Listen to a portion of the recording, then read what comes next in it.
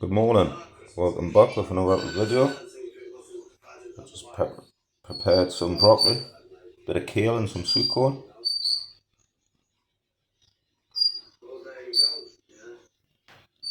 But if you want to join us a bit later on when I've put them in the cages to see me birds that have went through the mould and for me pairs for the following year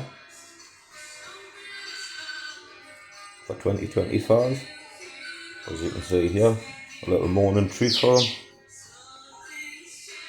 Bit of kale, bit of broccoli and some sweet corn.